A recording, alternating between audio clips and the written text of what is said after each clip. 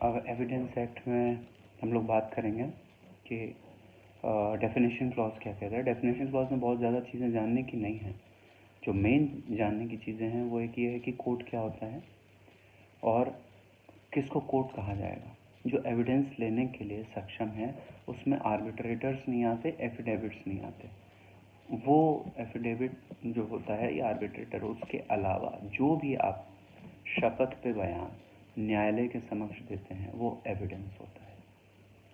ठीक है, वो एविडेंस होता है। अब एविडेंस किस पे दिया जाएगा, तो हमेशा फैक्ट्स पे एविडेंस दिया जाएगा, या फैक्ट इन इशू पे होगा या रिलेवेंट फैक्ट पे होता है। उससे पहले जानना है कि फैक्ट क्या है।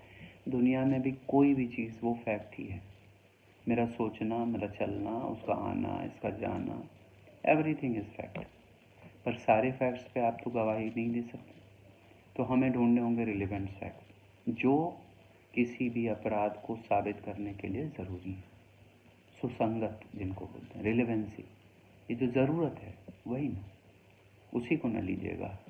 अगर एक व्यक्ति आए न्यायालय में बोले कि मैं आज सवेरे चला, मैंने खाना खाया, रास्ते में नाश्ता किया, अभी ऊपर चढ़ रहा था तो गिर गया, मुझे चोट लग गई, और पानी पिया, मुझे लोगों ने उठाया, अब मैं आ रहा हूँ यहाँ, तो ये तो गवाही नहीं है, ये फैक्ट्स हैं, पर they are not relevant facts. उसको बताना होगा कि उसने क्या देखा था फलाना दिन, जैसे 26/11/25 को उसने क्या देखा, क्या घटना हुई, किस जगह हुई, वो वहाँ कैसे था, उसने जो देखा उसका पूरा वर्णन, दैट इज रिलेवेंट। बाकी वो आया गया, आज आया कल आया, बहुत सारे कई लोग होते हैं वो अपनी कहानी बताने लगते हैं, तो उसमें नहीं। आपको बहुत रिलेवेंट चीज़ें ही कोर्ट में कहनी है, और वो रिलेवेंसी बताएगी 6 से 55, तो रिलेवेंट फैक्ट हो गया।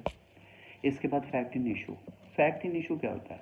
फैक्ट इन इशू ये होता है कि दो पक्ष लड़ रहे हैं न्यायालय में, एक पक्ष कहता है ऐसी बात है, दूसरा पक्ष कहता है ऐसी बात नहीं है, तो इसके बीच में आप देखिए कि कुछ प्रश्न उठ रहे हैं कि ये बात हुई कि नहीं हुई, ये बात हुई कि नहीं है। वो कहता है कि मैंने, स्टेट बोल रहा है मैंने मर्डर किया, इन्होंने मर्डर किया। दूसरा व्यक्ति कह रहा है नहीं साहब मैंने नहीं किया, मैं तो वहाँ था ही नहीं। क्या है ये? फैक्ट इन इशू है कि whether A has murdered the B or not. तो ये हो गया फैक्ट इन इशू कि एक कह रहा है यस में, दूसरा उसको प्रत्याख्यान कर रहा है, उसके अगेंस्ट में बोल रहा है। ये हो गया fact in issue. Relevant fact मैंने बता दिए। एक प्रूफ है, नो डिस प्रूफ है और नॉट प्रूफ है, उसको पढ़ लीजिएगा।